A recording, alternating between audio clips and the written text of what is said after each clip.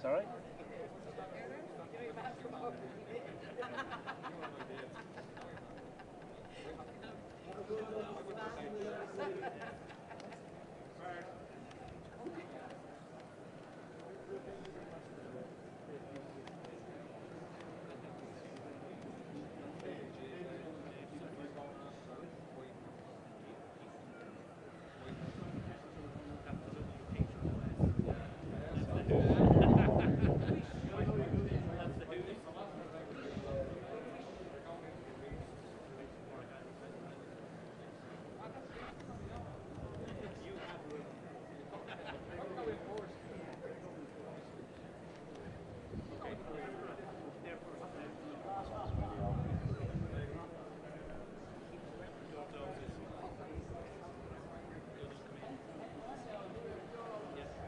Occasionally you can't record most things. I'm just waiting for the speech.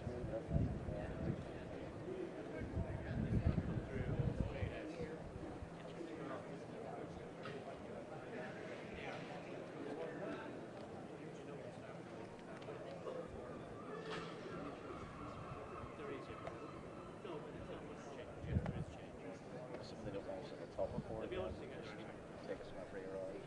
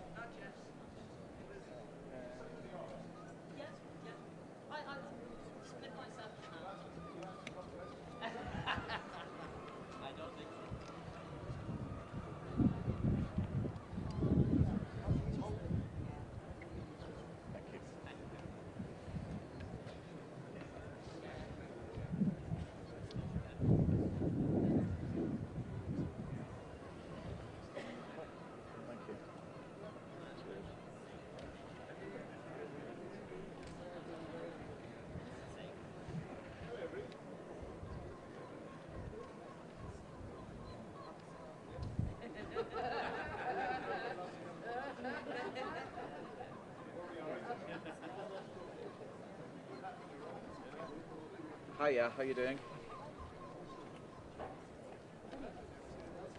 Good, thanks, yes.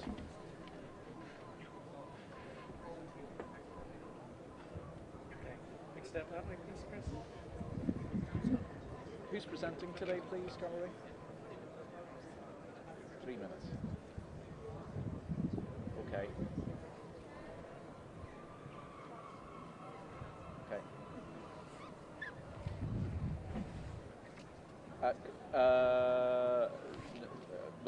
Not sure at the minute. What would you like us? What would you like me to do afterwards, or?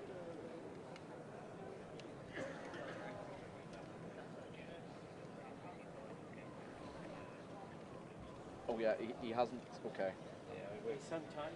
he's some time away yet. So he hasn't left the Irish ambassador's residence, so he's running late.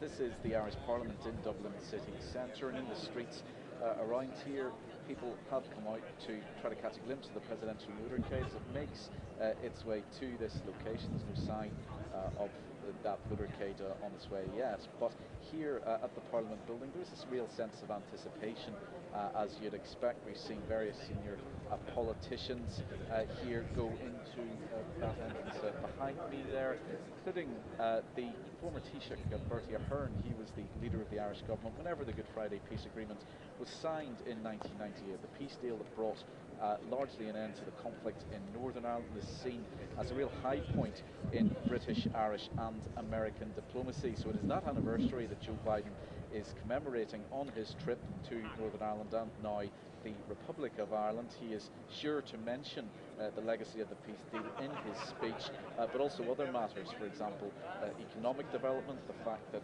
America is so heavily invested here in Ireland. The growth of the Irish economy over the years has very much been based on the investment of US businesses, particularly in the tech and pharmaceutical sectors, for example. Also, he's likely, based on what we heard whenever he met Leo Varadkar, the current leader of the Irish government, a little earlier this afternoon, he's very likely to mention the war in Ukraine, that most pressing of international matters, and pay tribute to Ireland's role in taking in refugees. Ireland currently has more than 80,000 Ukrainian refugees living here. So many matters to be discussed. I think it will be a personal as well as a political address. President Biden will talk very much about his Irish roots, his ancestry on this island. We know he loves to do that. He often does it in the US. So it will be a reflection of the long-standing ties between these two countries, forged through the centuries, forged through emigration and immigration, and on the basis of that, I think it's likely the President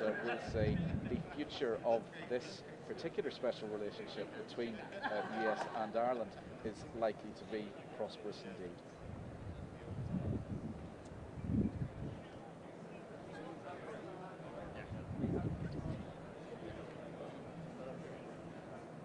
Yeah, they certainly are, as you'd expect. There is a great deal of excitement. People are, I suppose, wanting to catch a glimpse of a moment in history. It's seldom that a country the size of Ireland receives a US presidential visit at all. For a president to address both houses of Parliament, well, that's perhaps even more rare. Joe Biden's the fourth president to do that, after John F. Kennedy, Ronald Reagan and Bill Clinton. So the visit of any US president, of course, is never going to be universally welcomed. For example, 5 out of the 160 members of the lower house of the Irish Parliament at all are boycotting the president's speech. They're from the left-wing People Before Profit Alliance Party, made strong objections to US foreign policy. But the other parties, as I say, are gathering. They are very positive. They think that to have the leader of a superpower in the Houses of Parliament addressing parliamentarians directly is a powerful signal to the world that the links between America and Ireland are strong, they're vital, and that it enables Ireland to punch above its weight diplomatically and economically around the world.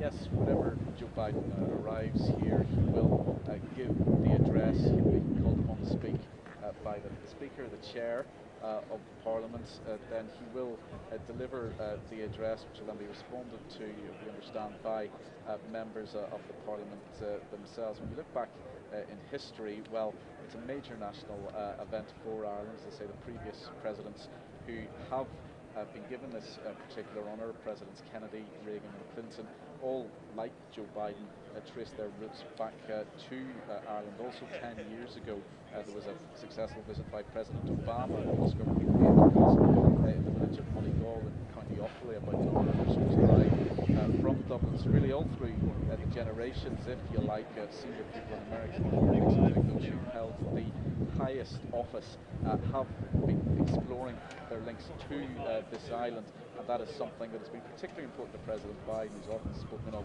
as the most Irish of American presidents. So this visit, I think, is, out of all the visits that Ireland has had over the years from residents of the White House, this one is seen as particularly significant.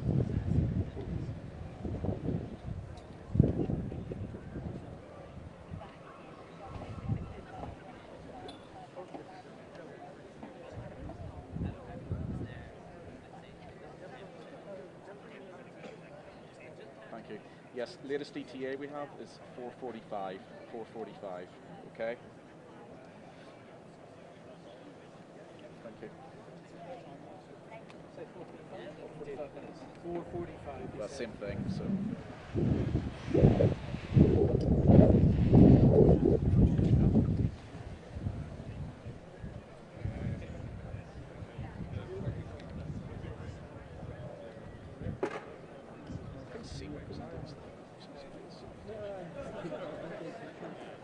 I didn't really hear her last question. She asked what was left on the visit. Oh, right, okay, sorry, I understood. But I wasn't quite sure what she meant. That wasn't either today or what's still to come. Yeah. Well, I'm quite...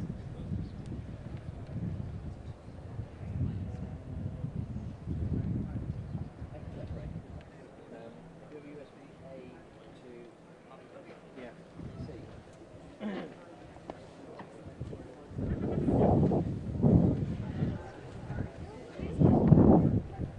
Okay, they've signed all the scripts for 8 games, which will record it.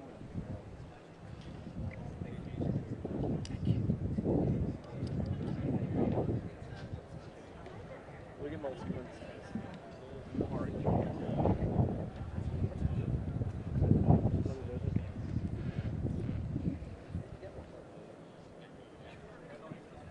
Send you the link on Amazon along with plastic bags. You know it makes sense going through the security screenings now. You should do. Yeah. It'll take a few seconds to show, but it'll be there.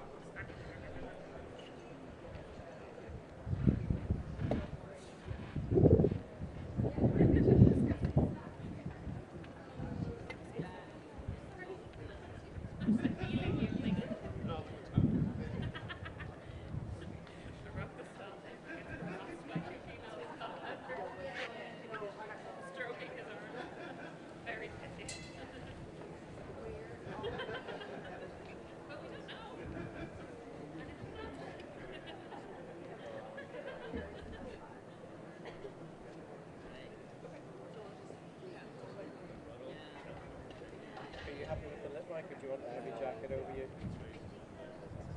No, have it. Look like a carrier.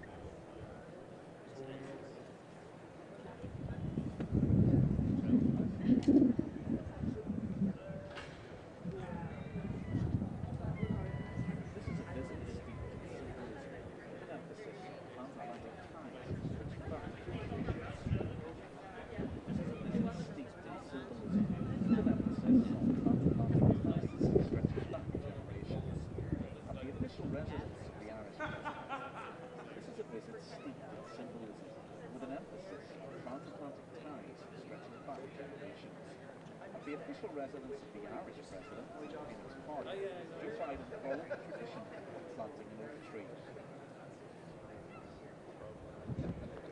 Four of his predecessors have taken part in this. This is a visit steeped in symbolism, with an emphasis on transatlantic ties stretching back generations. At the official residence of the Irish president in its park, Joe Biden followed the tradition of planting an oak tree.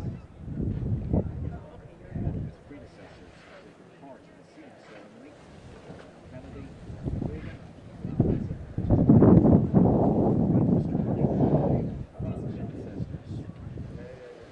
US President rang the spell to candidate the Good Friday Agreement, the deal largely ended the conflict of Northern Ireland 25 years ago. In the absence of a power-sharing devolved government in Belfast, he also discussed the most pressing matter overseas. Thousands were in Dublin city centre to catch sight of the presidential motorcade on its way through the city. Thousands were in Dublin city centre to catch sight of the presidential motorcade on its way through. This has been a day where the president has combined the personal with the political. He's given this country a moment which is seldom experienced by other small nations, and is treating the leader of a superpower as one of its own.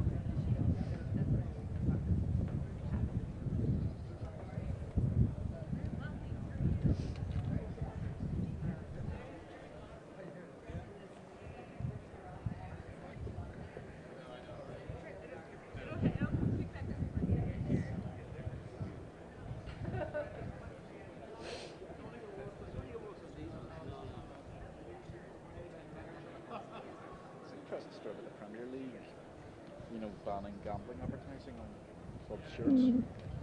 It's quite a big move. Although I was reading something, nothing to do with Ruby. More interested in, there's a piece in the Irish Independent about someone auctioning off death basket. Yeah, you know, sort of, Excuse me. and a Nazi compass as well. This is wild. And you know, should this still be allowed to happen? It was a good story.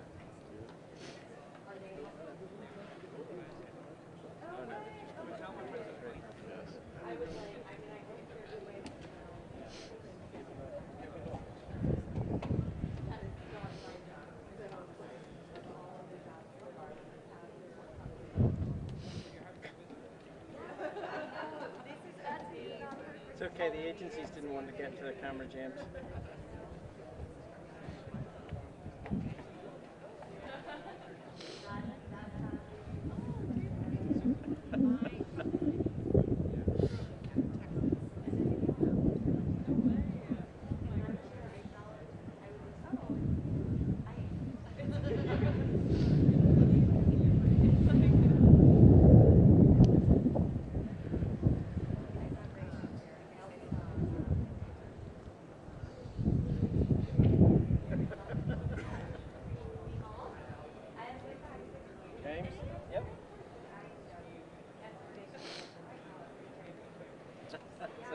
Uncomplimentary photograph. I could. He's squinting.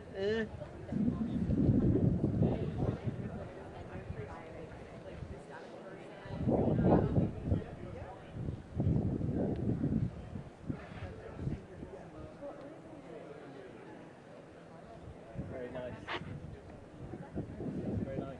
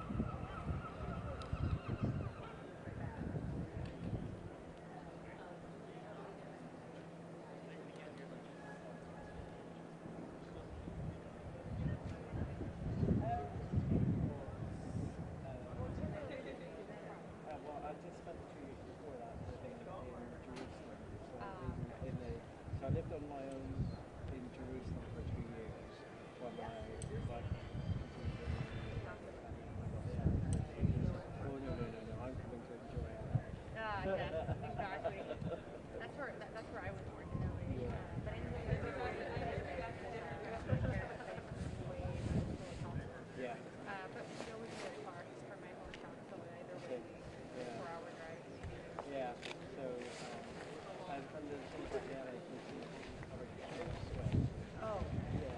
So, sometimes Venezuela, you know, the thing called upside versus huge fires. Can you see in there the where there's other type of things, you know, and then you know, when things get really busy on the east coast, so we need to get into Iowa, where this was first, or no, he won Iowa. Yeah, that's right. He got Iowa, but then after that thing was Yep.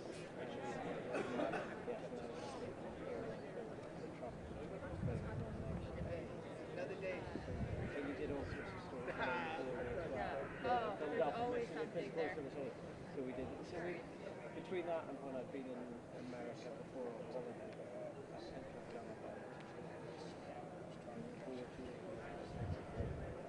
I'd like to come back and get that ticket. That's a lot of the States. So yeah, well, yeah. I mean, I'm lucky that I've done Hawaii and Alaska are the 2 hardest. Really? Well, yeah, Well, that's what I'm thinking because the climate. well, just because the logistics and the cost is good. I mean, you know, so like, there's like a couple of states where, you know, you can, the one where you can walk around in a circle and go through 4 states. Oh, what is it called, the Four Corners? They have that, yeah. So, and also some really small states on the East Coast. Things like that. So And those are a lot more compacted. exactly, some particulars of Of course, yeah. but it's, I've been to Iowa as well, and North Dakota, because we did the North Dakota hike, but we didn't do the South Pumpkin side. Yeah. That's strange, like agriculture leadership, not many stories of the people that took journey. That's interesting. Yeah, because I just happened to be from Dakota, yeah. Just picture it, whereas, you know, you just New Mexico, well, make up a facility. Very nice. I have friends from New Mexico, actually. They now they're from I've been there for the big balloon festival in Albuquerque. Ah, right. And then we did a little road trip around.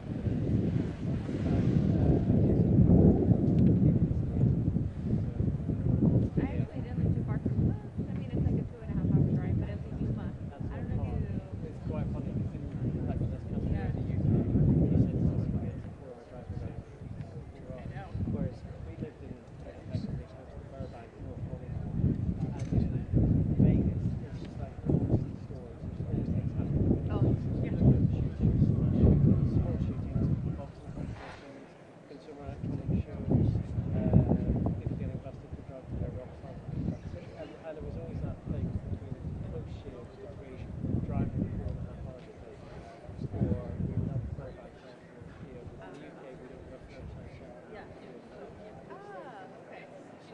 It's so, America's very convenient when it comes to that sort of thing. So dinky that, you know, my correspondent was about to reach the airport, he'd throw me out with a bag, I'd do curbside checker, he'd do valet parking, which again you don't really get here or in the UK. You know, we could do valet, within about 30 minutes. As you would never do it now. Yeah. Oh, yeah. You know, so we just spoiled. We had to fly up from Burbank. Yeah, exactly. Scram. And I think you Massachusetts. If you've been trying to do this, Yeah. you get lost in the way. Yeah. Where in the UK do you live now? So I live in Ulster. I'm Port of Belfast, but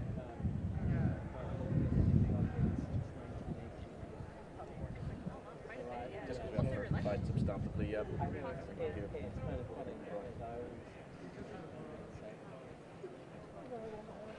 you know, when I die, nobody's going to come to me when I say that. They may not be very comfortable. Yeah. You know. You might have to give it to a different relative. Well, I know. You know, maybe my heart belongs to New York, so I'll get some people to sprinkle them on the Hudson. There'll be no shortage of people putting their hands up for that one. Oh, yeah, of course. Yeah, New York will be amazing and still. Right, you got 15 minutes? Well, Well, hopefully.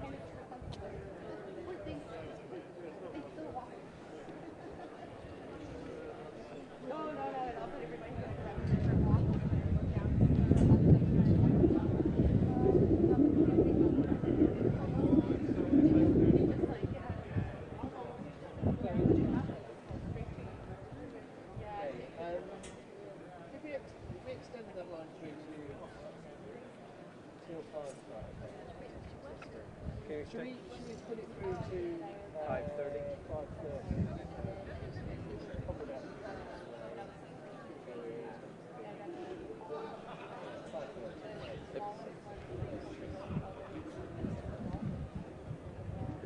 Thank you.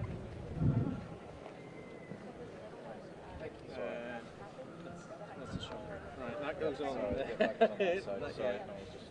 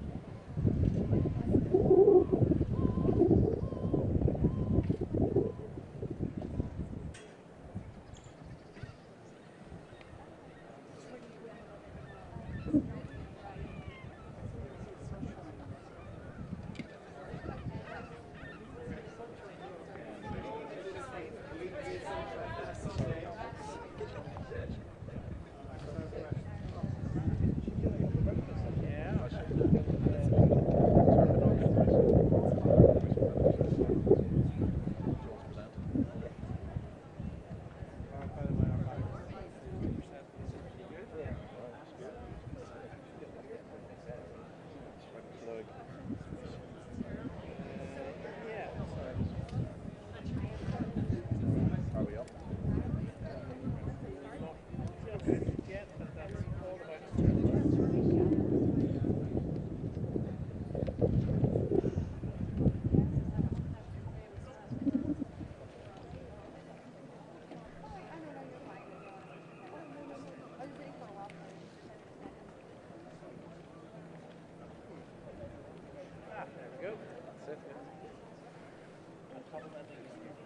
Yeah, getting that?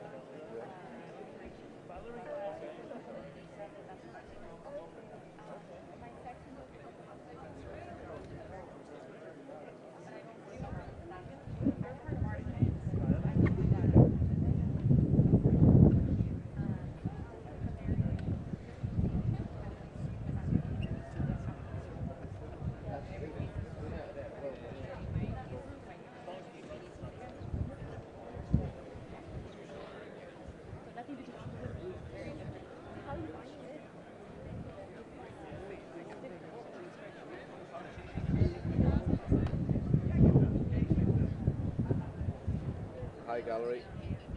Yes, I'm hearing well. Yep. How are you?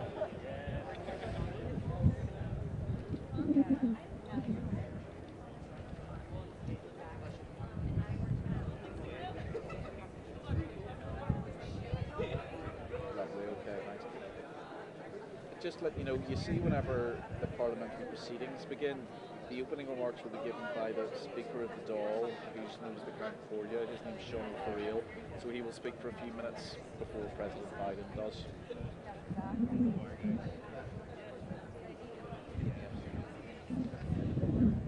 Yeah. Yes. Hi, Tom. How you doing?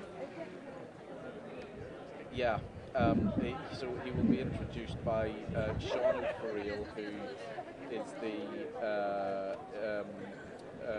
Concordia, the Speaker of the Dáil. What's your surname, Tom? And I will send you an email, and with his opening. It'll actually have the address in it, embargoed. Sorry, come again with that? B-R-A-D-A. B-R-A-D-A. Okay, thank you. I'll send it on.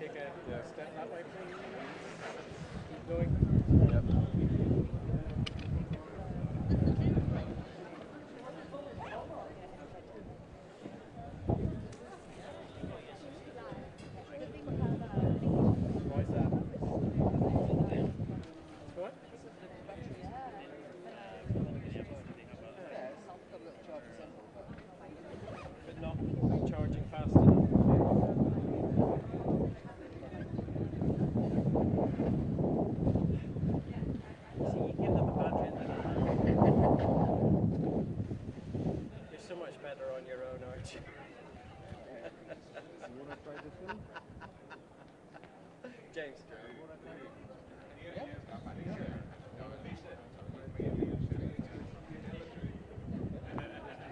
Can you hear me, yeah?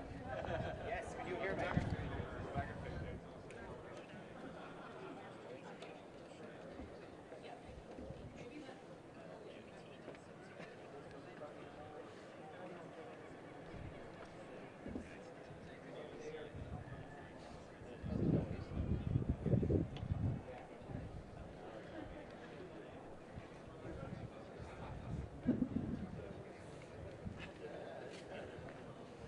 Did you say thank you? Oh, I'm sorry. Did I say thank you? No, no, say thank you. I'm sure I said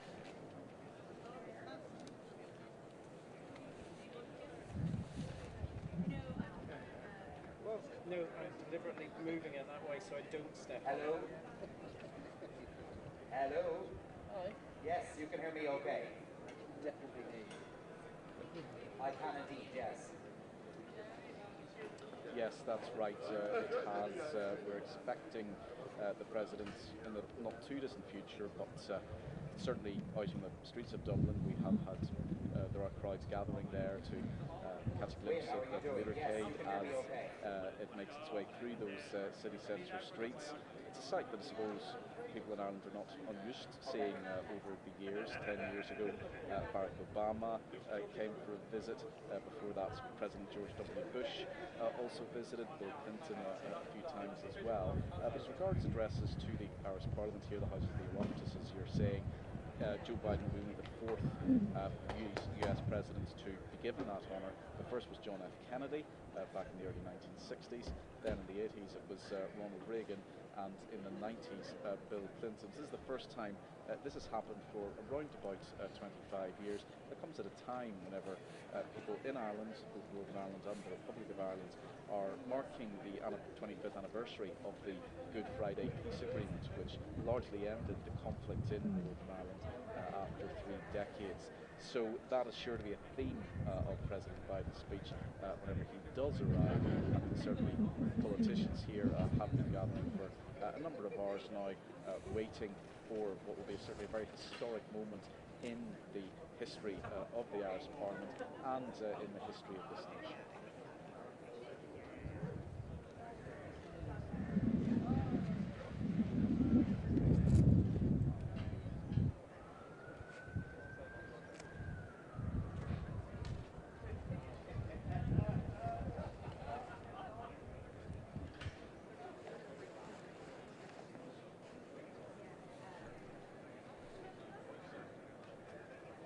Yes, it certainly is. And President Biden visited Northern Ireland yesterday at a politically sensitive time there. There's been no power sharing devolved government for more than a year. And the power sharing system in Northern Ireland, very few other places around the world have anything like it. It was set up as a result of the Good Friday Agreement, an arrangement where unionists who basically want Northern Ireland to remain in the UK and Irish nationalists who ultimately want Northern Ireland to join the country I'm in now, the Republic of Ireland.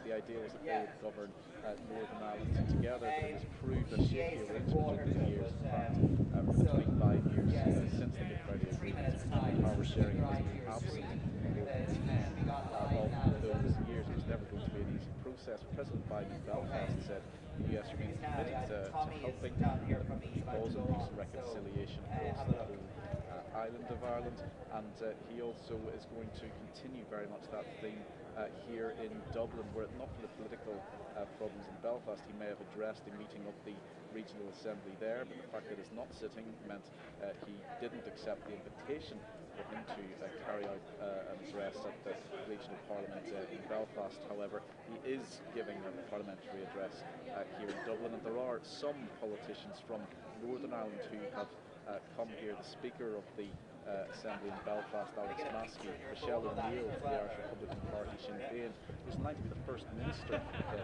Northern Ireland when power sharing there is restored, and also Naomi Long from the Cross Community Alliance Party, which identifies as neither unionist nor nationalist. So while there wasn't any address to parliamentarians in Belfast, some parliamentarians from there have crossed the Irish border to witness the address that will be given by President Biden here in Dublin.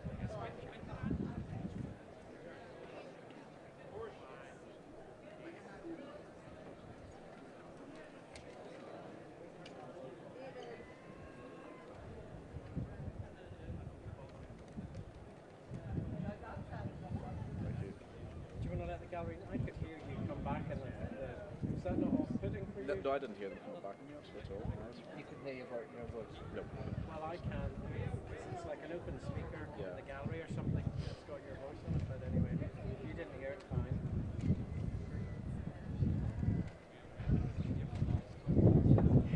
Are you only come here with another battery?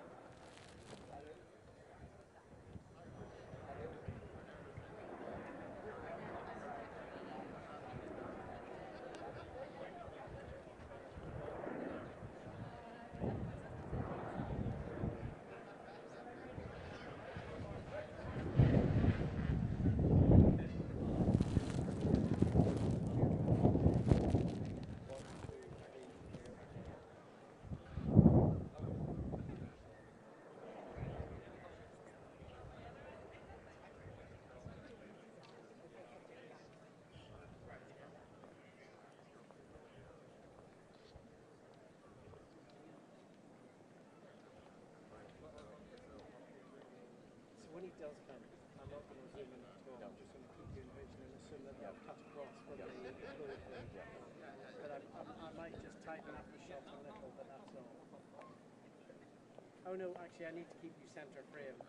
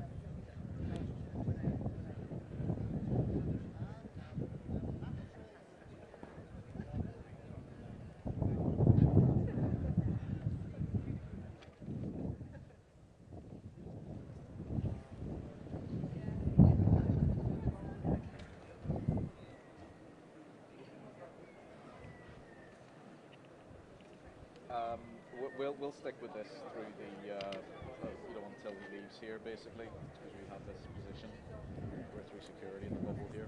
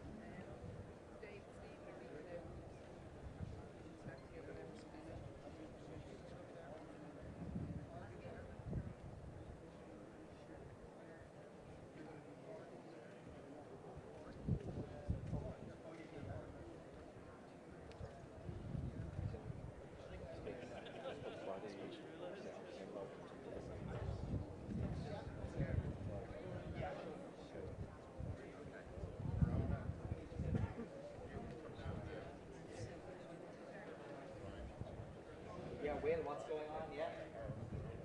Okay. Just bring us up to date. Any sign of President Biden yet? Yeah. How long are you looking to go?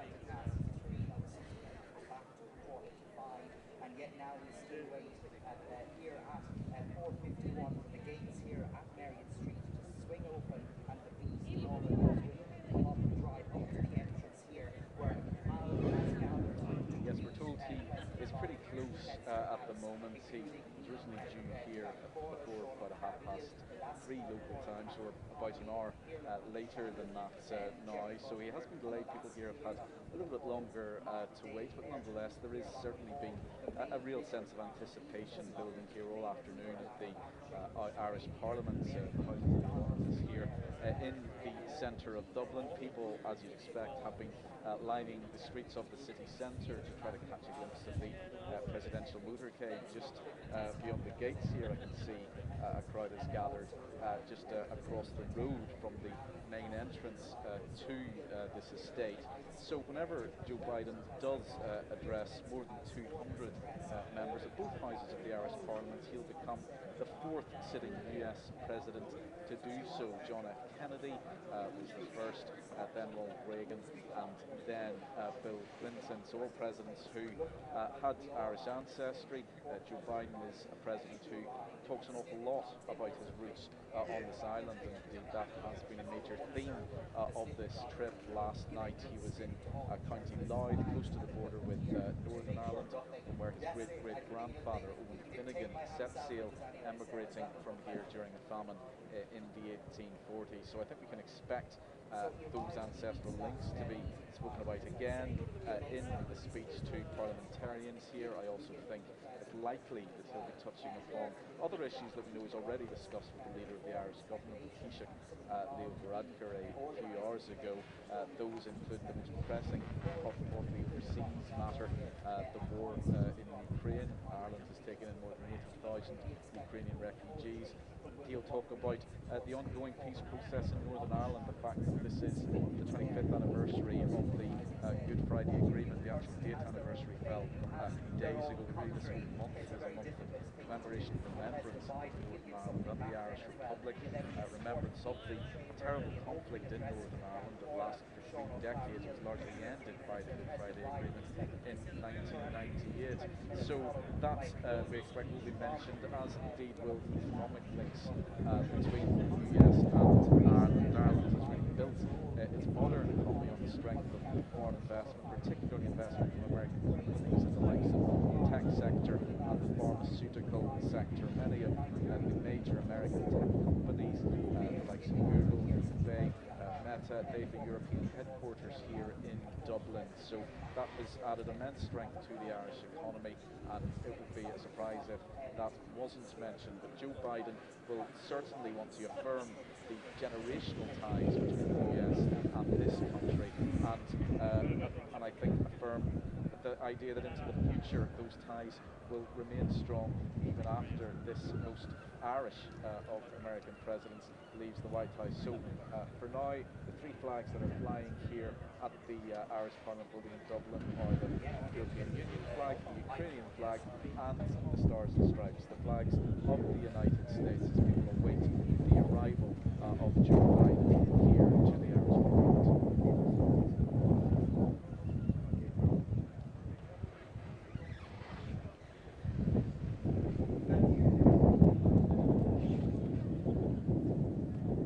Certainly has, as I mentioned earlier last night, was a very personal visit to County Louth, the village of Carlingford, where he has some cousins, and also Dundalk, the main town in County Louth, where he was welcomed by thousands of people on a very rainy tomorrow. He'll be in County Mayo in the west of Ireland, where he also has relatives, the Bluets, and there he will give a public address, and again many people expected to turn up to that, another exploration of Joe Biden's ancestry in Ireland. So this afternoon in Dublin is more about the political than the person.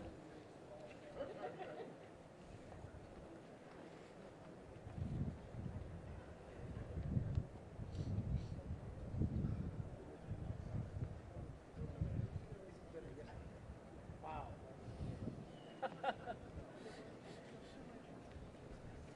Yeah, I'm staying with you, yeah, until this is over, yeah. We can't go anywhere, you know, we're in the security bubble, so we'll stay.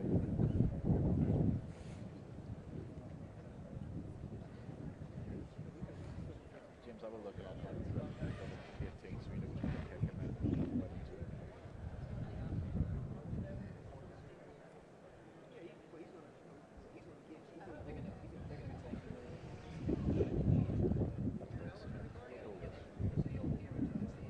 Yes.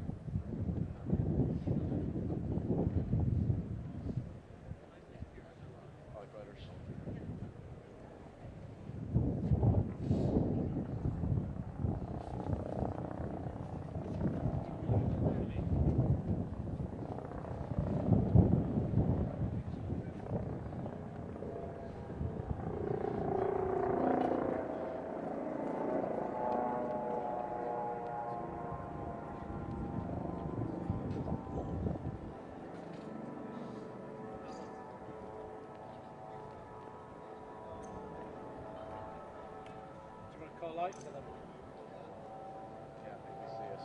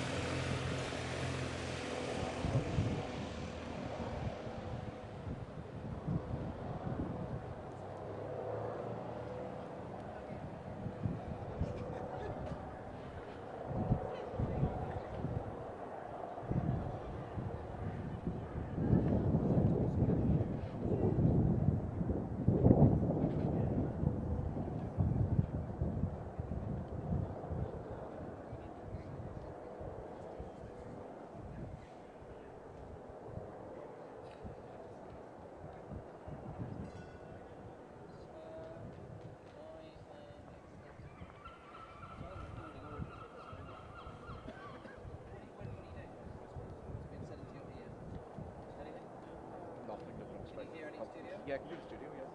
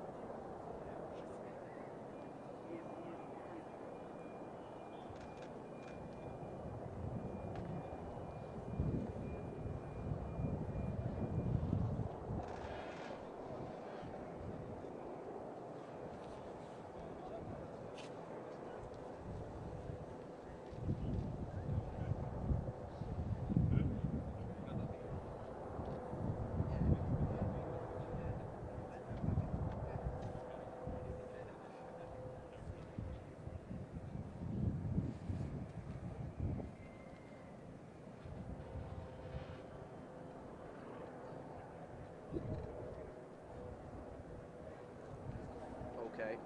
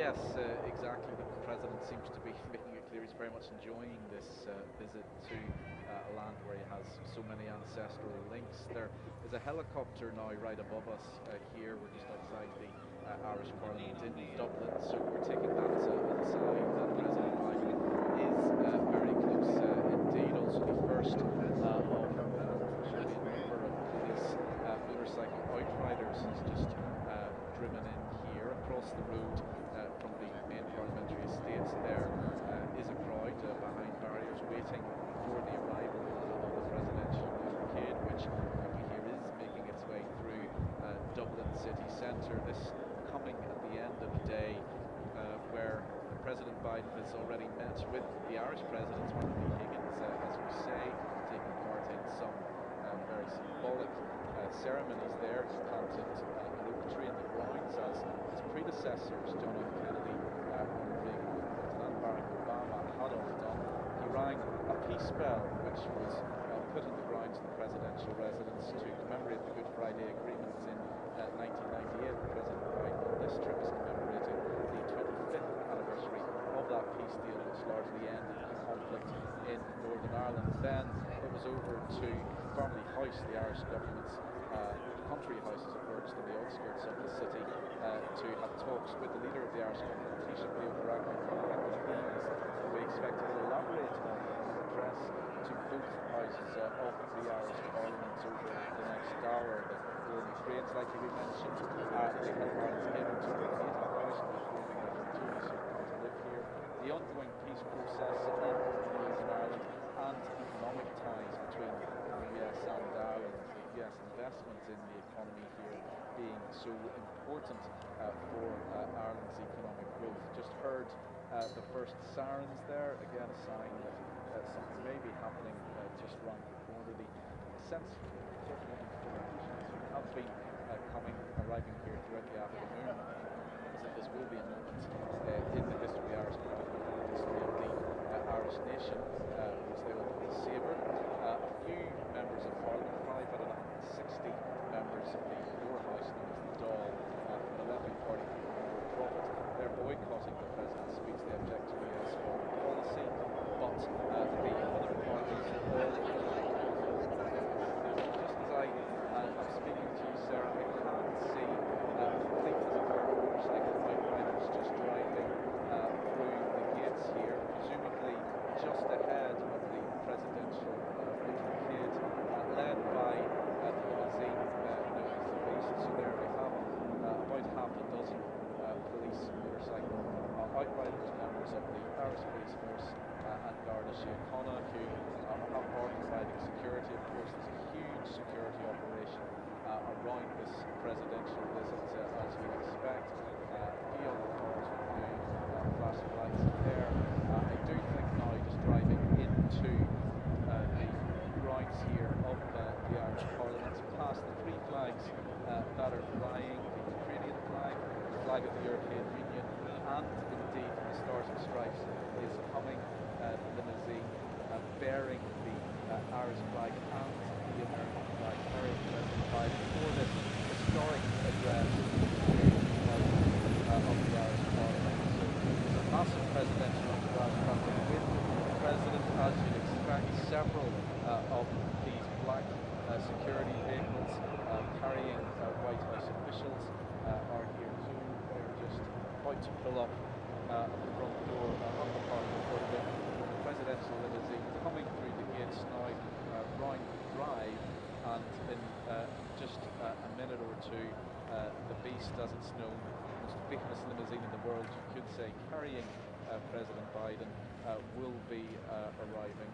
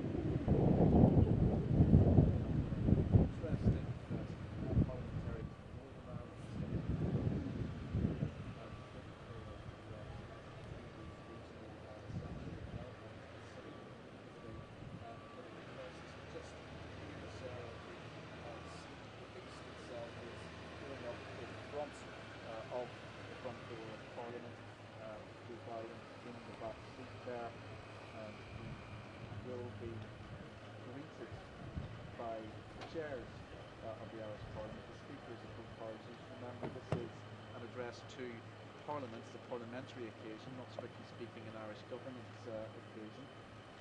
And you'll see the Irish flag, the tricolour there, green, white and orange, flying on the limousine, along, of course, with the stars and stripes. So President Biden's staff is waiting now to open the door, and he will emerge from the vehicle. These are moments that dozens, scores even of international members of the media have been waiting for all afternoon. It's a very important one in the international spotlight, of course, for Ireland, and I think there we have President Biden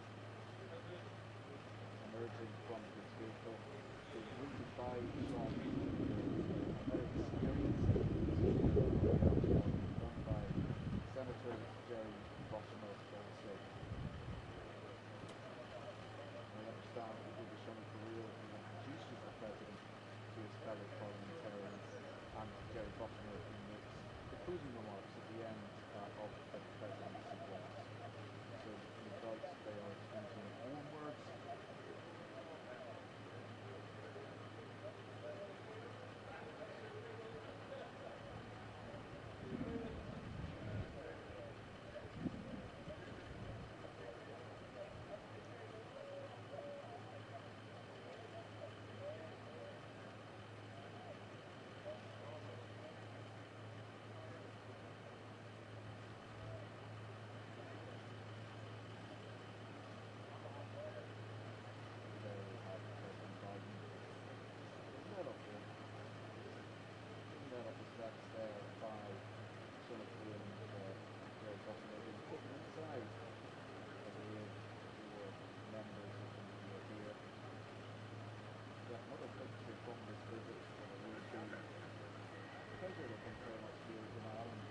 Seldom is that a country of Ireland size has an occasion like this. But Ireland gets more American attention than the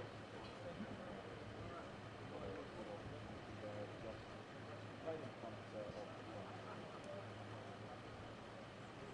Big smile from the President, and from his left, Sean Heaney, the 42nd for Ireland, and the Secretary of State.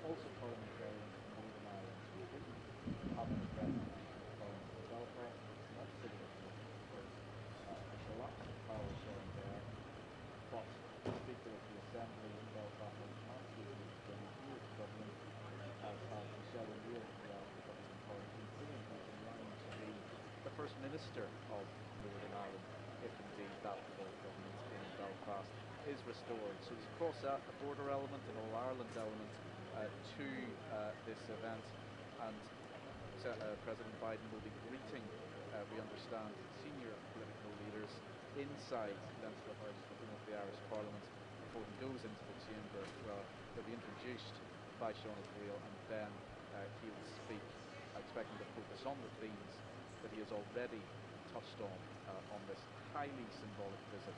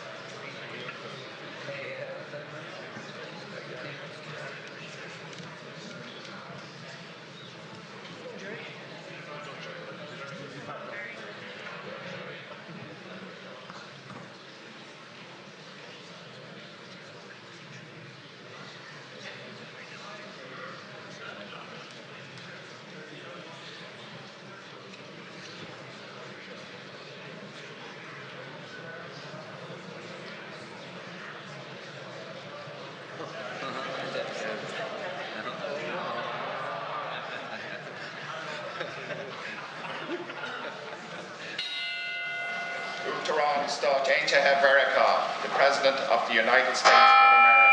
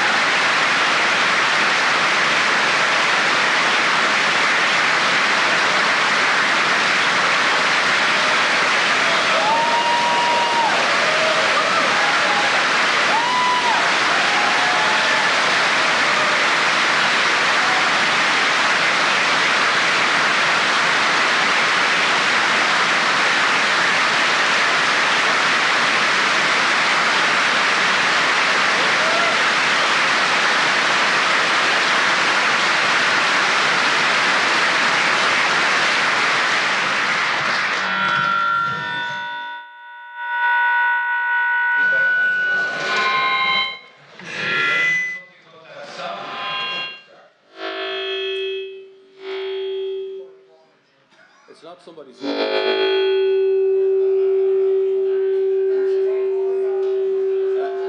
I wasn't looking at you, Deputy Healy-Rae. President Biden, Taoiseach, Taoiseach, Mr. Ryan, opposition party and group leaders, Secretaries of State Lincoln and Vilsack, members of Congress, ambassadors, members of both houses, MEPs, MLAs, MPs, members of the Biden family and distinguished guests. And I think I must mention somebody else, Mr. President, because it's just come to my attention that a very young observer is in attendance here today, and that is the daughter of Senator Rebecca Moynihan, her infant daughter Margot.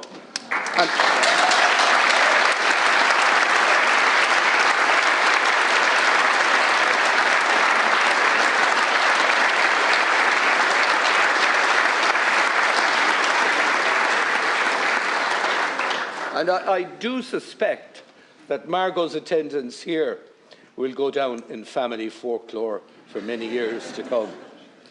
Uachtaráin Biden tá fáilte mór rót go teach lion. Unad our Parliaments náisiúnta. Is é lá stairiúil súntasach agus lá mór bród dúin go léir an lá seo. President Biden, you are most welcome to Leinster House, the home of our national parliament. This is a very proud and historic day for us all. It is a day we have looked forward to since your election as the 46th President of the United States just over 2 years ago. Today, you do us the honour of addressing our joint sitting. It's the 4th time the Houses have been addressed by a US President. Almost 60 years ago, on the 28th of June 1963, in a very different world and a very different Ireland, the late President John F. Kennedy addressed the Houses and inspired our people. It is particularly fitting, therefore, that you should address us so close to that important anniversary. Today we acknowledge the presence in Ireland of his grandnephew, Joseph Kennedy III, the new US economic envoy to Northern Ireland, and we wish him every success in the important role of supporting peace and prosperity that you have assigned to him.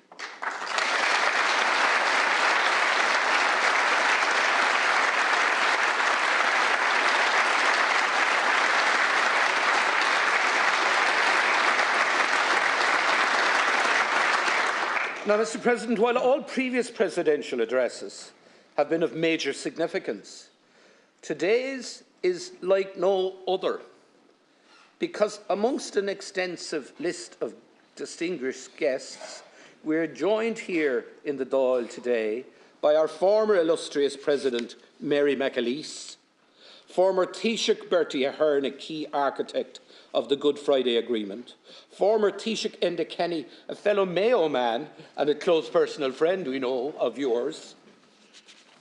Joining us also is the former President of Sinn Féin and a former member of this House, Gerry Adams, who played such a key role in the Good Friday Agreement negotiations.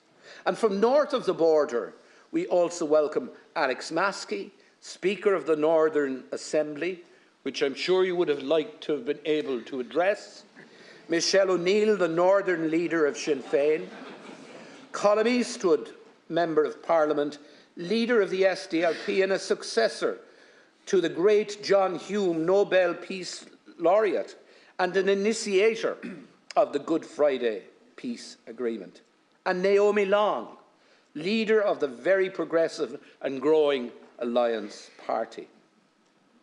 I extend a special welcome also to Miss Mary Heaney, whose late husband, Seamus Heaney, is a favourite poet of yours, Mr. President, and of ours also. And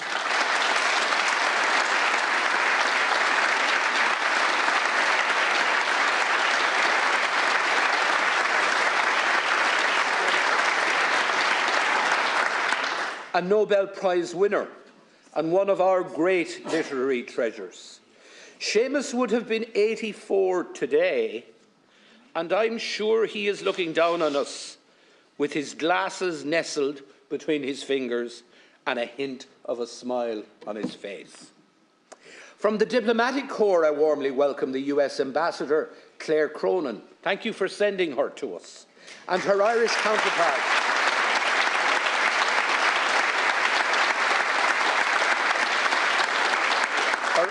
counterpart, in Washington, Ambassador Geraldine Byrne-Nason, one of the very best of our diplomats.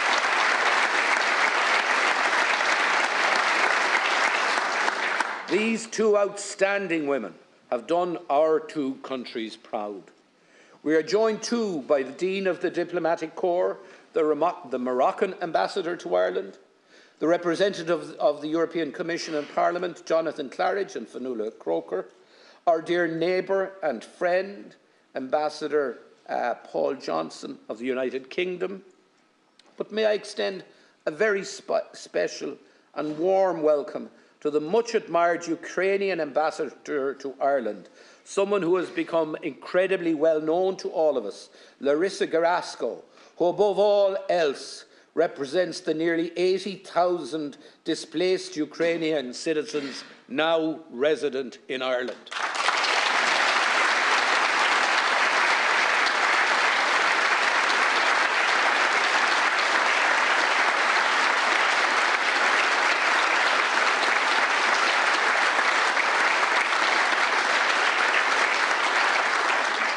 So for you, Mr. President, quite a gathering. And with the greatest of respect, Mr. President, I must say you sure can draw a crowd. Perhaps afterwards you might give me some hints on how we could ensure a good attendance around here on Thursday afternoon. President Biden, today you're amongst friends because you are one of us. You often speak of your Irish roots with great pride and affection, especially your ancestors from Louth and Mayo. And the story of Ireland is inextricably linked to emigration, and in many ways you personify it. From the famine times through to today, so many people left these shores in search of a better life in the United States. And a remarkable 33, maybe 34 million Americans now claim Irish ancestry. The signatories of the 1916 proclamation said that this very republic came into being with the support, and I quote, of its exiled children in America. And how true that was. Down through the years, our exiles supported Ireland economically and politically and never forgot the families they left behind. All through your political career, sir, you too have been a faithful and supportive friend of Ireland. You have been there, to quote the well-known song, in sunshine or in shadow. So on this historic occasion, your homecoming, we warmly welcome you back to your roots. From the bottom of our hearts, we thank you for all you have done and continue to do for us here in Ireland. The Ireland you are visiting this week is a multicultural, progressive nation, benefiting enormously from an inflow of immigrants who have arrived on our shores from across the world. They enrich our society and help us grow our economy.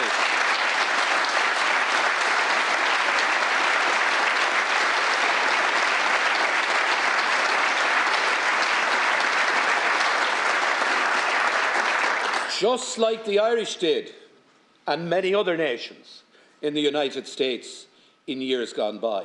They also challenge all of us, to be better than we are and better than we think we can be. Our two countries enjoy a warm, close and mutually beneficial relationship. It has been an enduring relationship built on shared values and shared economic interests, as well as a passion for politics and a love of culture, matters that you have highlighted, Mr. President, frequently. Economically, Ireland has benefited immensely from US investment, which supports over 370,000 jobs in Ireland today. As a result, we now have thriving technology, healthcare and financial services sectors. Less spoken about, however, Mr. President, are the 650+ Irish companies that operate across all 50 states of the Union, employing over 100,000 people, and the fact that Ireland today is the 9th largest source of foreign direct investment in the United States. Long may this bilateral investment continue. Ska a chéile a Warren Nadini.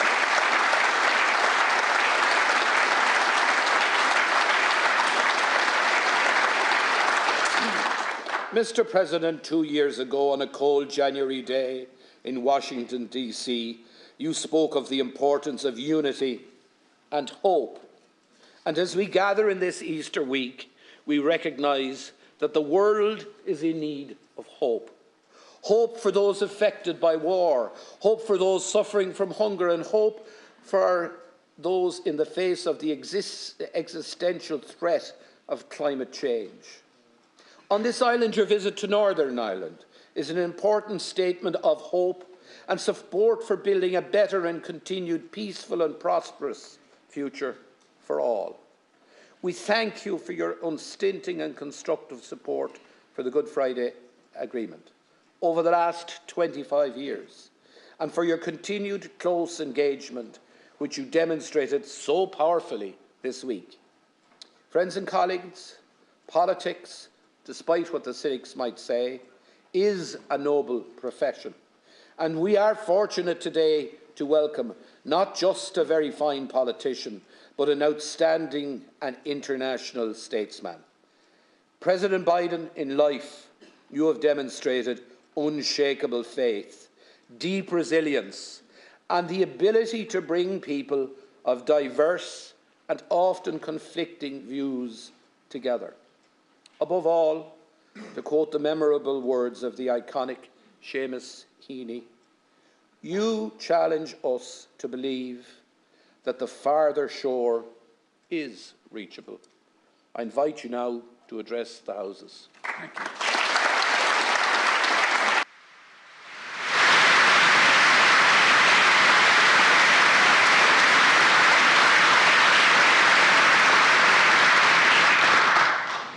Well, Mom,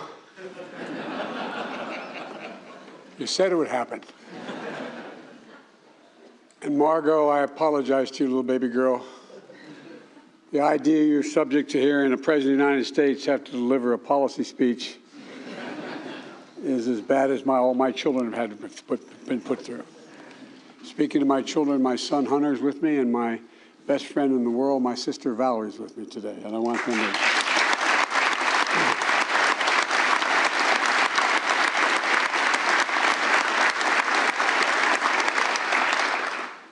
As the proud son of Catherine Eugenia Finnegan Biden, well, you knew I'd be coming.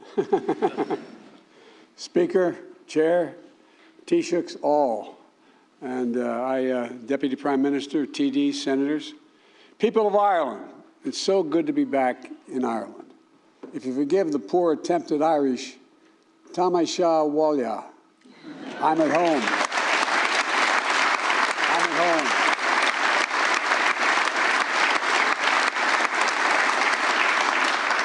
I only wish I could stay longer. But I always have a little bit of Ireland close by, even when I'm in Washington. In the Oval Office, I have the rugby ball signed by the Irish rugby team, the ball the team played when they beat the All Blacks in Dublin in 2021.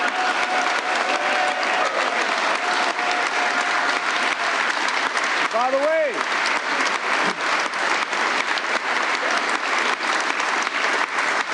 my cousin, one of Ireland's greatest rugby stars, Rob Kearney, brought it to D.C. on St. Patrick's Day in 2022 to give me. And I didn't play rugby except when I was out of law school, and I didn't play it very well. We played in a rugby club, but I did play American football and a few other sports, but I realized that, you know, you guys are all nuts. But the interesting thing is, I'd rather have my children playing rugby now for health reasons than I would have them playing football.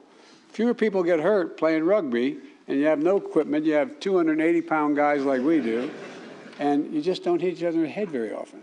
And but anyway, all kidding aside, in 2016 I came to Ireland as vice president, bringing most of my family with me. My sister Valerie, my brother Jimmy, my daughter, and my 5 granddaughters and grandchildren. My granddaughters are crazy about me, I might add, because I talk to them every single day. I send them a note. Together we explored our family history, visiting the Cooley Peninsula, where the Finnegans' ancestors earned their living on land and in sea, and walking the streets of Ballina, where my great-great-great-grandfather Blewett lived with his family before relocating in 1851, eventually settling in my hometown of Scranton, Pennsylvania. Yesterday I returned to County Louth, where I toured the Collingford Castle, likely one of the last glimpses of Ireland my Finnegan ancestors saw as they gazed on their way out in what in those days was referred to as a coffin ship. And they sailed out of Newry in 1850. I wasn't going to say this, but I'll say it anyway. The idea was, I later learned from the Irish Times, they did some little background check, and my good friend Barack Obama, and he is my good friend, his grandfather was a shoemaker like mine, sailed 5 weeks earlier from the same port. The idea they both sailed for a new life and thought their grandchildren, their great-great-grandsons would both be president, I think is really a little bit of Irish malarkey. But it's kind of interesting, isn't it? Tomorrow, I'll also revisit County Mayo and remember the history and hope and the heartbreak my Blewett ancestors must have felt leaving their beloved homeland to begin their new lives in America. I say all this not to wax poetic about bygone days, but because of the story of my family's journey and those who left and those who stayed is emblematic of the stories of so many Irish and American families, not just Irish-American families. And these stories are the very heart of what binds Ireland and America together. They speak to a history defined by our dreams. They speak to a present written by our shared responsibility. And they speak to a future poised for unlimited shared possibilities.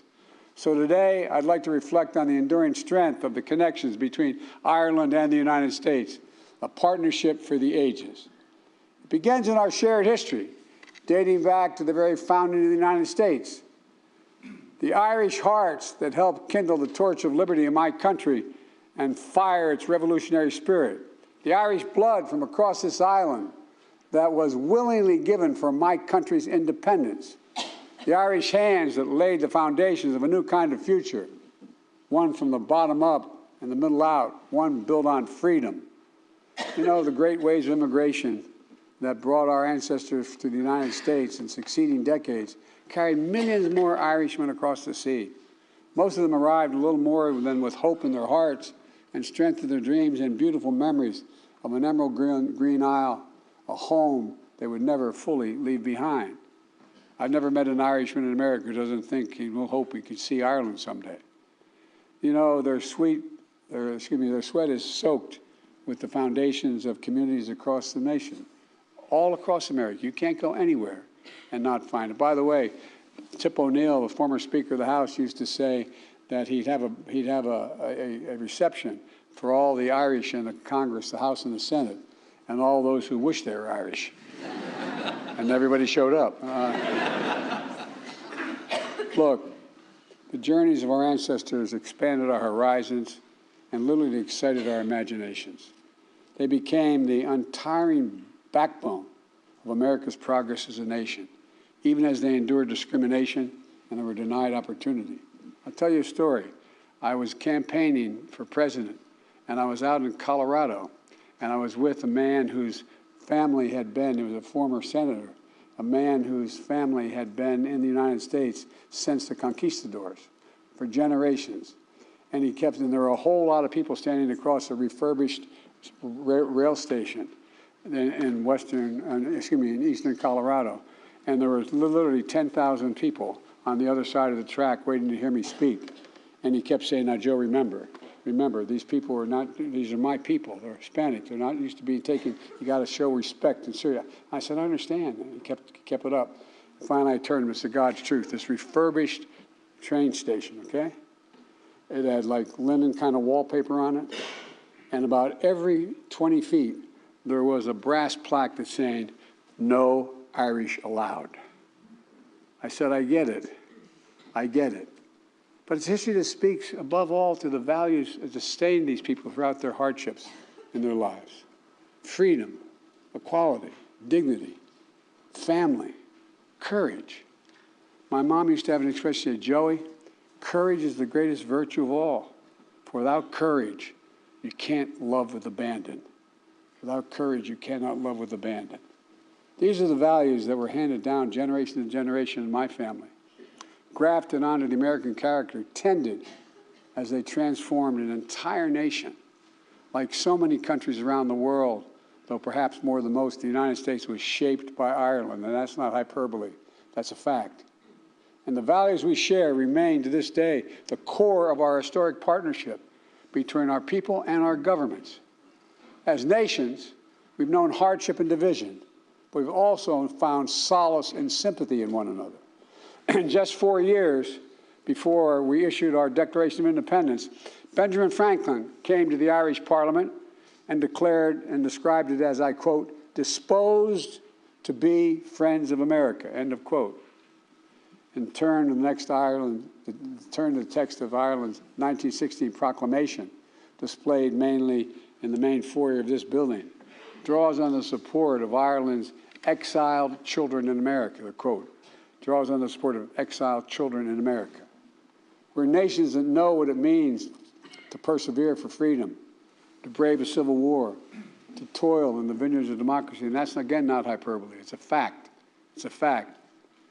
It's not just the hope, but the conviction that better days lie ahead that has brought us along. We have the power to build a better future.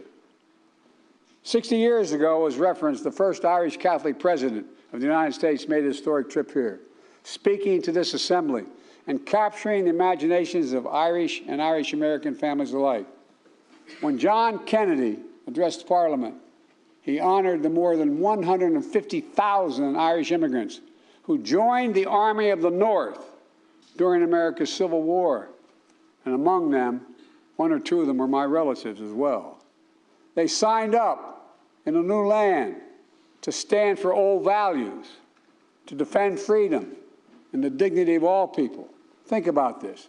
Name another country, and whatever their language is, that use the word dignity as much as we Irish use the word dignity. It matters. My dad used to say, everybody, Joey, everybody. And he meant it. Is entitled to be treated with dignity, no matter who they are. President Kennedy honored their courage and sacrifice by presenting to this body the flag of the Irish Brigade, which hangs out here to this very day. Likewise, I was honored to receive an Irish flag from the Taoiseach during the recent St. Patrick's Day celebration in Washington. It was flown to commemorate the Irish who first raised the tricolour in Ireland 175 years ago, and who subsequently made his way to America, where he led the Irish Brigade in that Civil War battle. These liked symbols, holding a place of honor in Leinster House and the White House, embody a century of history between our countries. Connections that irrevocably have shaped the understanding of the world and our hope that we put in it. Our history reminds us, our history, ours, yours and mine, reminds us of the responsibilities we have to the president, that should be the present, to the hopes of our ancestors, to the expectation of future generations. Because we know what it means to fight for democracy. Today, Ireland and the United States are standing together to oppose Russia's brutal aggression and support the brave people of Ukraine. I spent many days in Ukraine.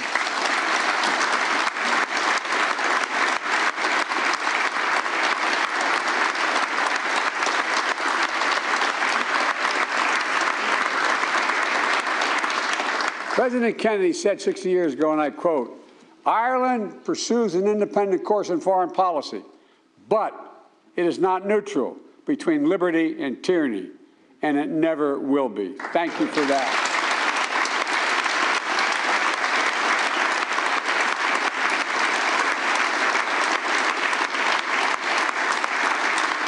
Over the past year, Ireland has proved him right.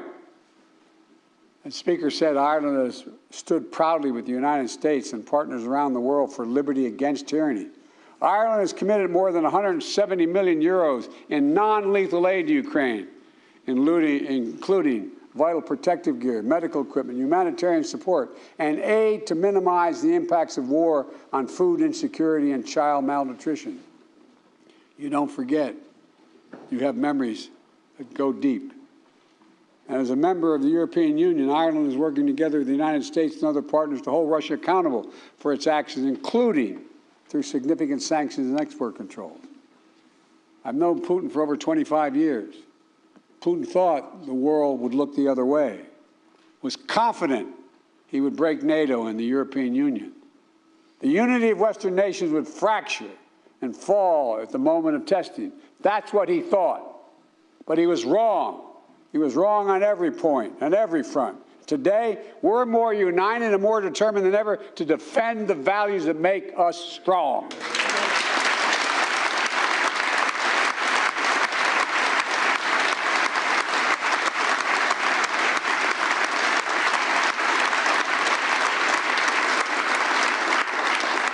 And I want to sincerely thank you for Ireland's vital leadership last year in the UN Security Council. Working together, Ireland and the United States helped change the way the UN sanctions are implemented to ensure they do not hamper humanitarian efforts. The new humanitarian carve-out will make sanctions more effective and save lives. Ireland's support for Ukraine is especially meaningful because you carry the moral authority with nations around the world. Ireland's always been a voice for liberty, global cooperation, and equality of all mankind. Because Ireland remembers the terrible cost of war, you've built an international credibility as peacekeepers, stepping up continuously to serve in the UN peacekeeping missions since Ireland's first deployment in 1958. Because Ireland remembers what it means to have to flee home, leaving everything behind to begin again on foreign shores. The Irish people have generously opened their hearts, their homes, and you've welcomed, as you said, nearly 80,000 Ukrainian refugees. I would argue the rest of the world has an obligation to help you maintain that as well. Because Ireland remembers how painful hollows of the great hunger, and you're today a global leader in food security as well. Ireland's committed fully 20% of your aid budget to fighting global hunger.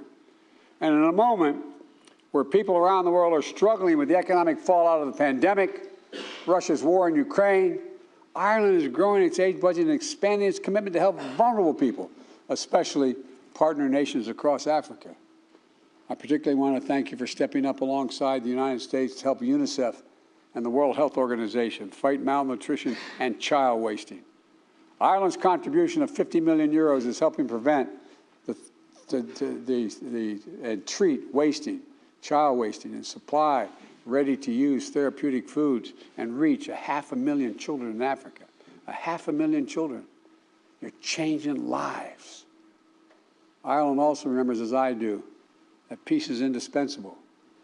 Peace is the necessary foundation for progress, for growth, for unlocking the enormous potential that exists in every part of this island. This week marks a vital milestone for peace. 25 years ago, the Belfast Good Friday Agreement.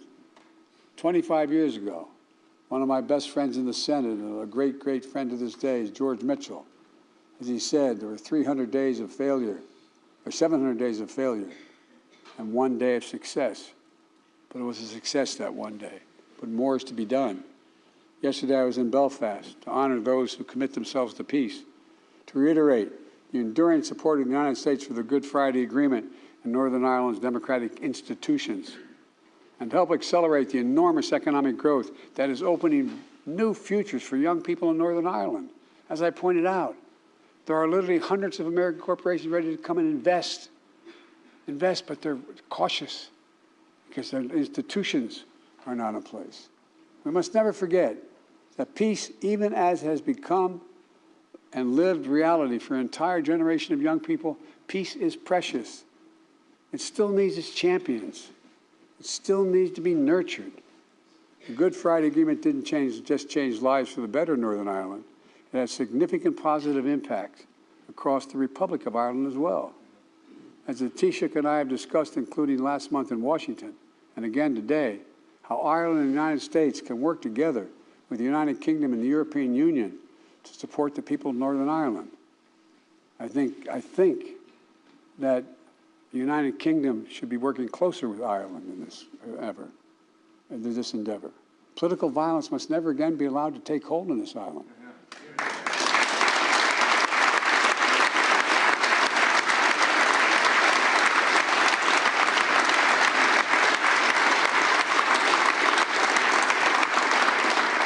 Presumption of me to say from the United States, but that must be the goal which guides us in all our efforts. Because the greatest peace dividend of the Good Friday Agreement is an entire generation of young people, whose hearts have been shaped not by grievances of the past, but by confidence that there are no checkpoints on their dreams. They're writing a new future, a future of unlimited possibilities. For too long, Ireland has talked about in the past tense. We tell old stories of days gone by because it's good to remember. Stories of Irish grit and genius, saints and scholars, poets and politicians. And in the face of it, they're good stories on its face. Let's face it. But, as the poet Boland wrote in her poem, Mother Ireland, she said, I've learned my name, I rose up, I remembered it. Now I could tell my story. It was different from the stories told about me. End of quote. Today, Ireland's story is no one's to tell but its own. But the United States will be your closest partner, your most dependable partner, and your most enthusiastic supporter every step of the way, I promise you. We've always been, and we've been together, and we're going to continue to grow our enormous economic relationship as a foundation for both our nation's prosperity. We're going to continue to strengthen our economies, building them from the bottom up and the middle out. Yesterday and already Ireland draws a disproportionate amount of foreign direct investment from the United States of America. And the same is true for Ireland's investment into the United States of America, which is the ninth most significant investment of any nation in the world in America. You know, we share more than $1 trillion in bilateral trade and investment in 2021. More than 950 American companies, international companies, have international headquarters in Ireland, supporting hundreds of thousands of jobs. 700 Irish companies located in 50 states employ more than 100,000 people in the United States of America. And together, Ireland and the United States are building a future of greater economic dignity, one where rights of workers are respected and corporations pay their fair share.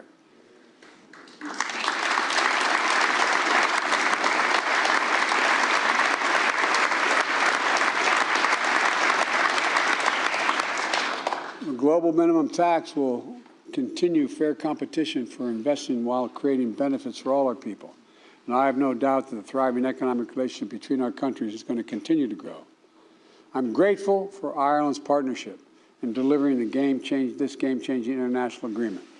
Similarly, the deep connection that has always existed between our people and the land has translated into a commitment to fight climate crisis, to preserve our planet for future generations. The single existential threat to the world is climate change. We don't have a lot of time, and that's a fact. They're even recognizing, finally, everyone's recognizing America.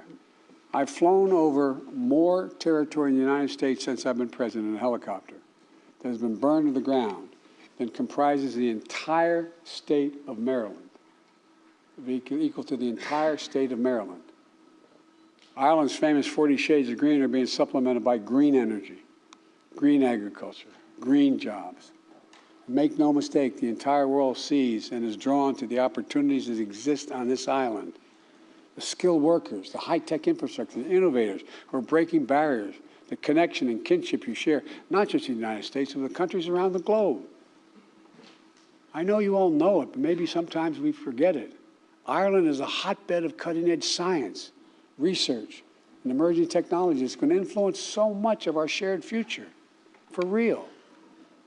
Working in partnership with Ireland, the United States, together with the European Union and like-minded parties around the world are going to ensure that those technologies are grounded in the same core values we have championed for so long: democracy, human rights, freedom of opportunity for everyone, not just for some, for everyone. You know, I hadn't planned on running for president again in 2020.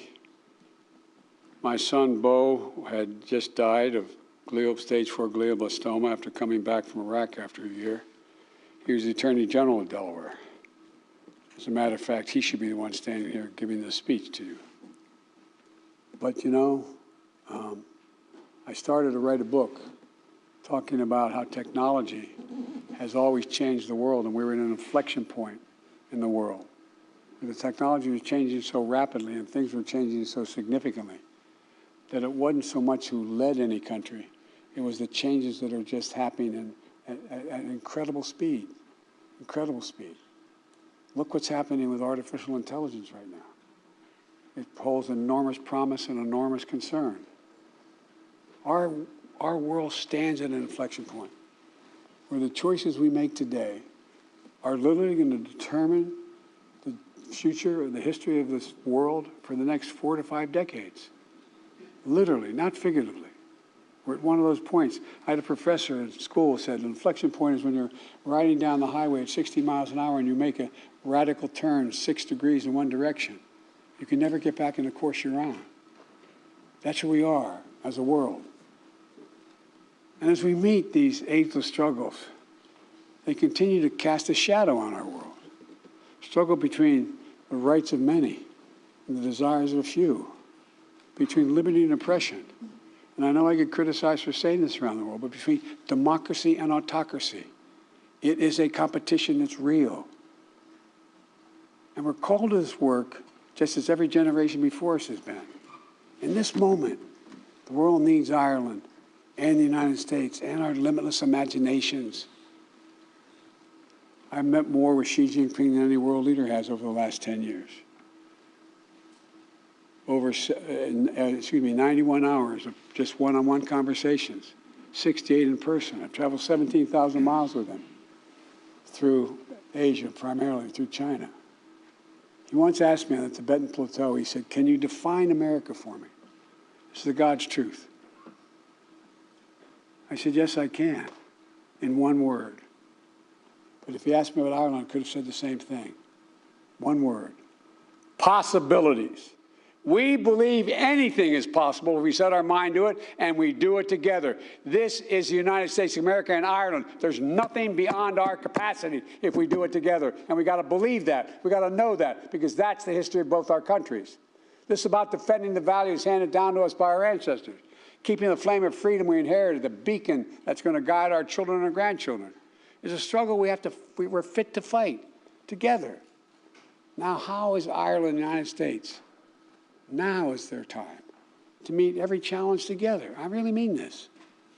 To raise together, to rise up in our joys and our triumphs, to preserve together and persevere through sorrows and setbacks, to dream together over horizons we can't see, and to build together a future that may be, that doesn't exist, a future that can be.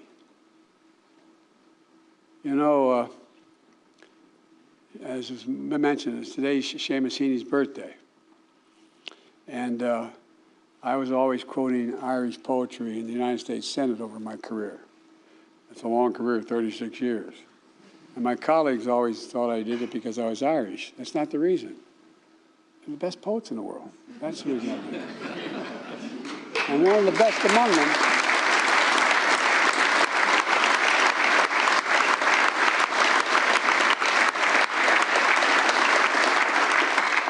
was your husband. And thank you for sending me that autographed copy. It was your husband. My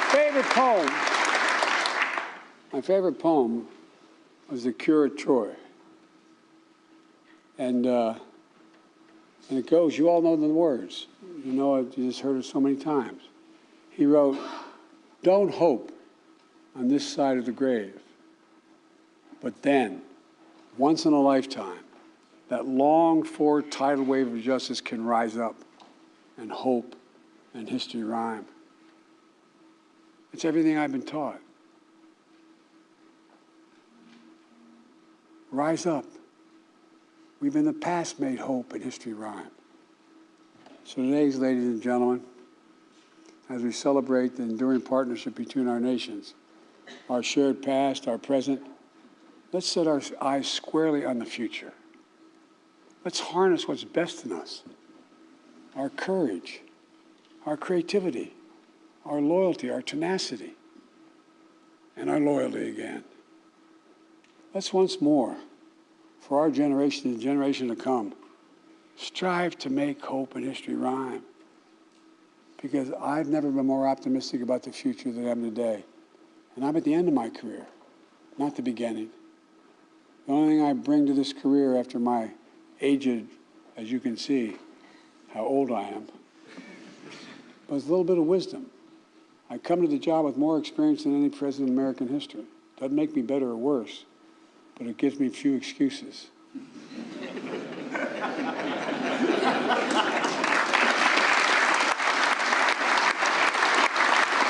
Folks,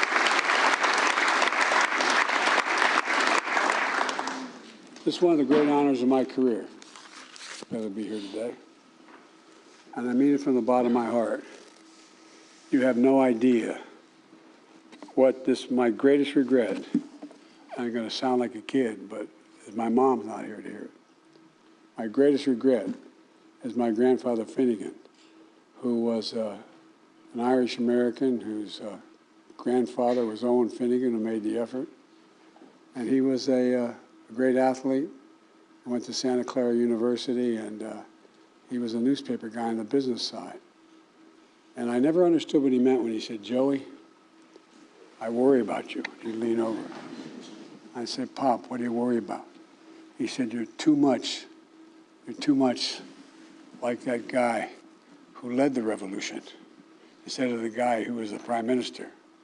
I said, he said, you got to be less like the military guy. They shot him. and more like De Valera. Well, I've never...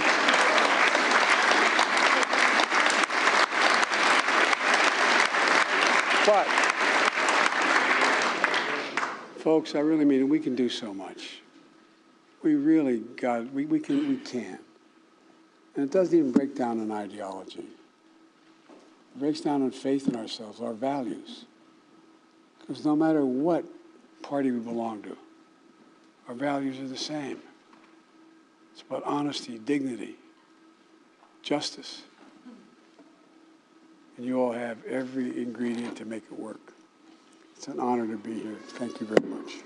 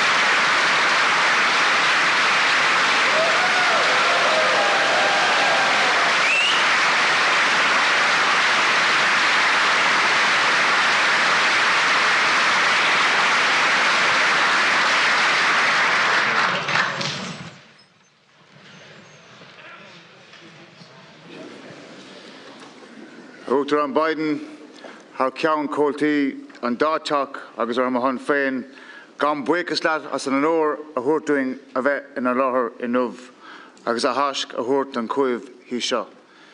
We might say 4 more years, Mr. President, but we can't be political here, but thank you for your wonderful address.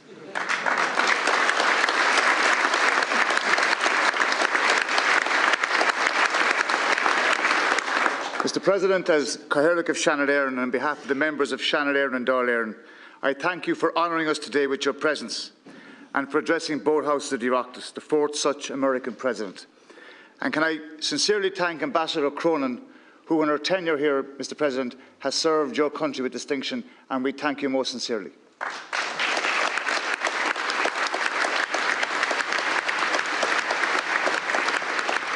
From your address today and from your visit, not just this week but in previous times, it is obvious that you have a genuine personal pride in your Irish ancestry. And today, I'm sure all of us in this chamber will reflect and remember the Irish diaspora in America who share that same sense of pride. Your presence in this chamber and by your address today acknowledges the story of emigration as the shared story of our two nations. And I do hope, Mr. President, that we can see immigration reform with the undocumented Irish looked after during your term of office.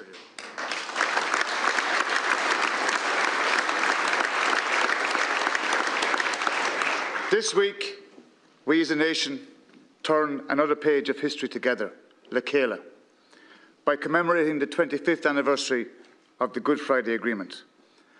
And it's important that we salute the architects of that Good Friday Agreement, and we thank them today.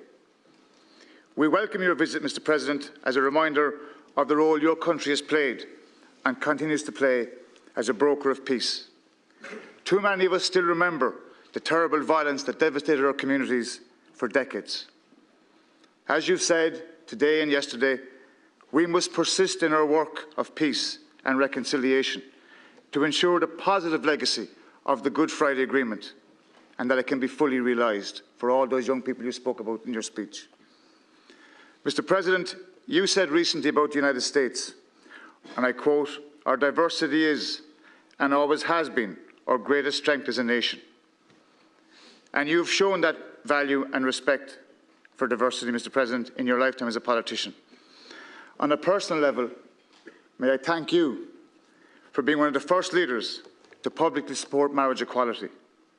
In your infamous Meet the Press,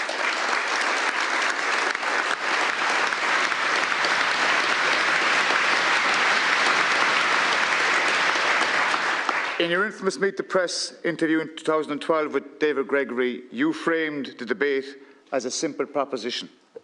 Who do you love, and will you be loyal to that person that you love? With this statement, Mr. President, you held aloft your respect for diversity, and others followed, including my very good friend Enda Kenny here, who, as part of his government, allowed us to have a referendum on marriage equality in our country.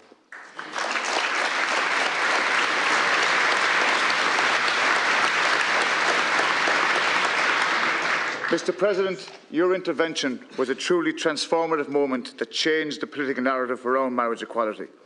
And like the architects of the Good Friday Agreement, who took a risk, you took a risk. And I thank you. Because of you and the generosity of the Irish people, I can wear this wedding ring as a symbol of my love for my husband, who's here today.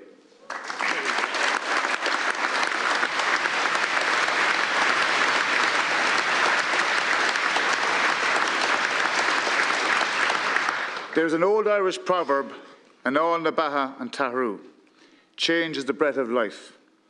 Looking ahead, we know that change will be constant, and we will embrace that and keep our positivity. We will continue to value and strengthen our special relationship with the United States as we work together on shared global challenges. President Biden, I hope that you and your family enjoy your visit to Ireland, your ancestral home. And I want to welcome your sister, Valerie Biden-Owens, who has a very good, strong Cork connection, and your son, Hunter.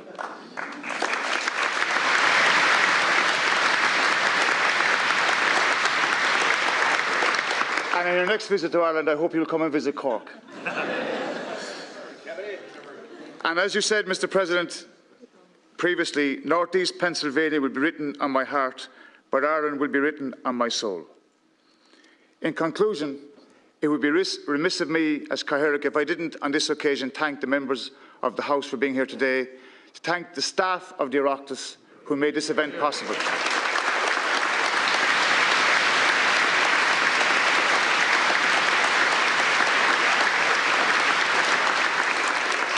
Oireachtas, thank you for addressing the House of the Oireachtas. Gurb Míle Maithagat, Slán agus Beannacht, Barbua, and Fly Eagles Fly.